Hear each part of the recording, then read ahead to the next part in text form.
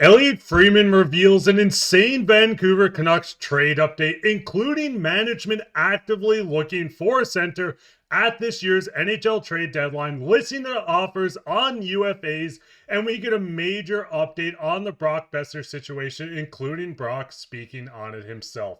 We're going to break all this down and more later on this episode, so you're not going to want to miss this.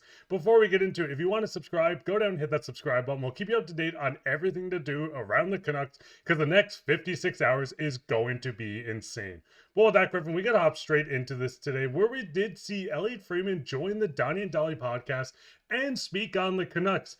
He said the Canucks are actively looking for a center they can keep with term, but they're also listening to UFA centers. Now, looking at this, the biggest thing with this and what's shocking is we've seen Patrik Allvin and Jim Rutherford both say, hey, we don't want rentals. We want to have this team of players that we can keep going into next season. We constantly bring up Zadorov, Lindholm, how they walked for nothing. But seeing the Canucks going out and maybe wanting to acquire a center on a one-year deal, does this kind of shock you on just the kind of change up the Canucks are currently having? Yeah, it's almost like a complete 180 where they're not completely committing to going to UFAs, but they're not entirely ruling it out. And it's very shocking considering where their stance has been and considering what happened last season, where because of Zadorov and Lindholm, like you said, Jim and Alvin, they had to come out and say, hey, we're not interested in 1 year rentals or just UFAs in general. We want to get guys that we can go out, we can lock down for a long amount of time so we don't have to worry about this or have a bunch of contracts expiring around the same time. And in terms of Brock Boeser, that is a big one too. And we're going to get into that in a second, of course. But as far as them just saying, hey, we are now willing to go towards the rental route, it's very shocking in all aspects. But I think the biggest thing that's telling of it is that maybe this management does not have the faith in this team to pull off a multi-year playoff window to have open or a Stanley Cup window. They're kind of saying, hey, maybe this season is a bit lost at this point, or even though we're just on the cusp of a playoff push, we're still on that wild card race. And if we go on a heater, we can still get in a good playoff position to maybe not even have a wild card spot and get into that third spot in the Pacific. However, with the way that the Canucks management is almost looking at this, they're looking at it going, if we don't lock Boeser down, we're basically going to just give up on this season and just plan for the next few seasons so we don't have to go into a rebuild by trying to keep this season alive. However, as a result of that, they're going to find themselves in a very sticky situation where we're either going to go with a lot of rentals or end up paying a lot of money in big contracts. And I mean, the biggest thing is we know this Canucks team, they have Filip Hronek as their second line center right now. Hronek has been outstanding on the Vancouver Canucks.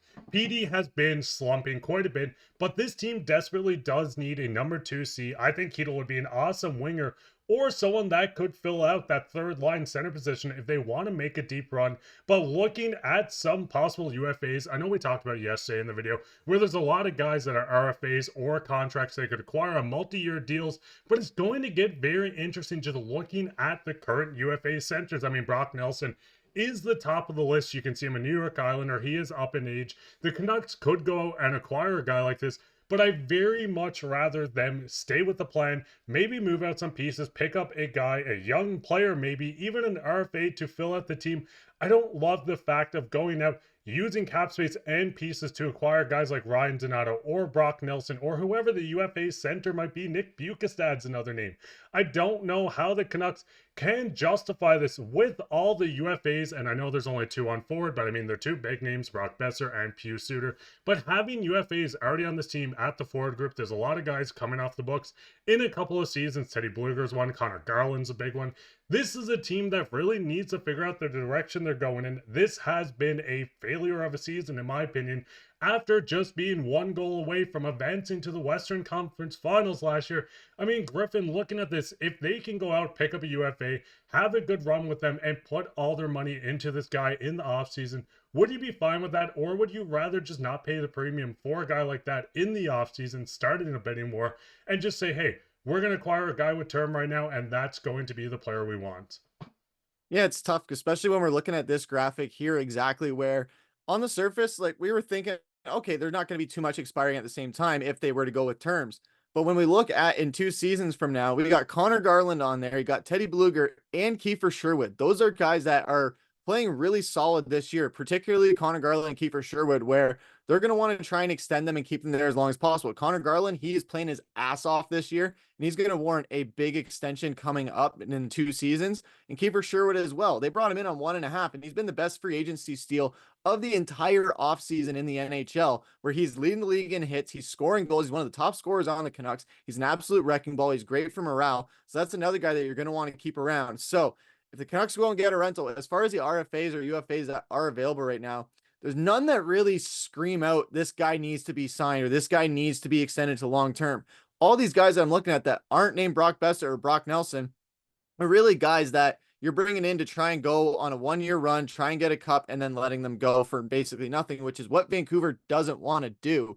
And I don't see any of these guys being extended long-term as long-term Vancouver Canucks, especially when we look at the current team morale that we have and the chemistry that we have. No, it hasn't been the smoothest of sailing this season, but we do have a group of guys that all care about each other. They all get along with each other for the most part. I know that problem is gone for the most part now, but they still have a team there. They have a lot of chemistry there, and they don't want to do too much to jeopardize that, especially on guys that you're bringing in that are only going to be there for a little bit of time.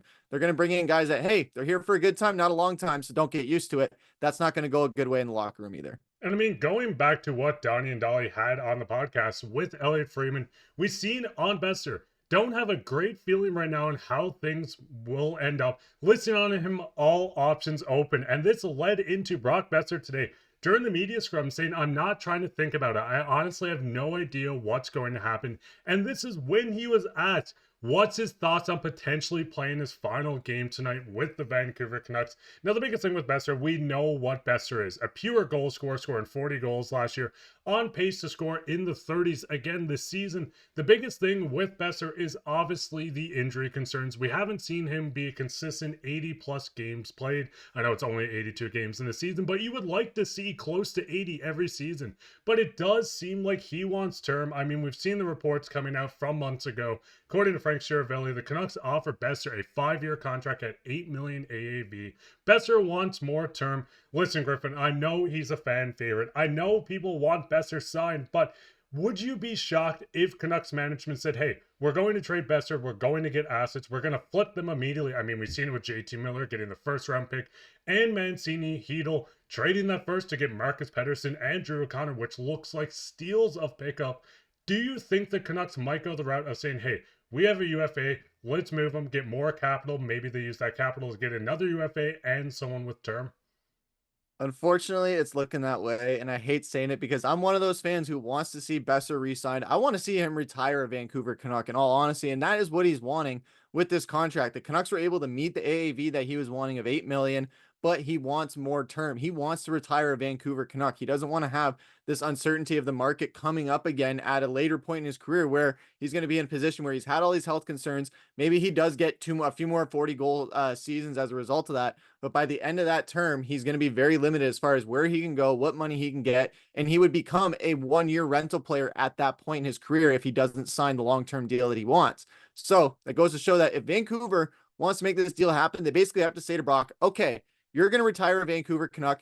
Here's a deal that's going to ensure that you don't have to worry about going anywhere else for the rest of your career. You don't have to worry about contract talks for the rest of your career. You are set. Now, with the injuries and all that, that's very concerning for Vancouver to make an investment like that. However, from my perspective, I would rather them go out and do that because, like I said, with the way that the market is right now with centers and what Vancouver has as far as cap space, the options are very limited, especially as far as 1-year rentals too, which I know that we keep talking about and we don't want to have to go that route. But if you move on from Boeser, you are at risk of doing that. But if you do move on from Boeser and you're going for another rental, why not have just kept the $8 million rental that you, or $6.5 million rental you had with Brock Boeser? It makes no sense to do that in my eyes, at least. However, with the way this Canucks management works and the way that we've seen them flip players just on a dime and just out of nowhere, with this being a player that there's been a lot of speculation around, it would not surprise me if Vancouver ends up trading him by Friday. And the biggest thing is we know this management group and the owners want the Canucks to go on a playoff run. They want them to make the playoffs. I mean, that's where the money is made. But the other big thing is if Boeser is moved this offseason, or this season, I should say, at deadline, it does seem like players are going at an all-time high, especially with the forward market being a little skim. We're seeing just recently Tampa Bay trading 2 first-round picks for Yanni Gourde and Bjorkstrand from the Seattle Kraken. And in my opinion, both of these players are not at a Brock level. So maybe the Canucks just capitalize on this and say, hey, this is the most we can ever get for him. Let's do it right now. But what's your guys' thoughts on everything that's happening? What's your thoughts on Elliotte Friedman just going in and saying they're looking at centers, including UFA ones, because this one is shocking to me? And what's your thoughts on the Brock Boeser situation? And what do you want to happen with Brock Boeser by Friday's deadline? Let us know down below. While you're down there, leave a like, subscribe, share this with your friends. We'll be back with another episode, so keep your eye out for that. But I've been your host, Mark, with my co-host Griffin, and take care.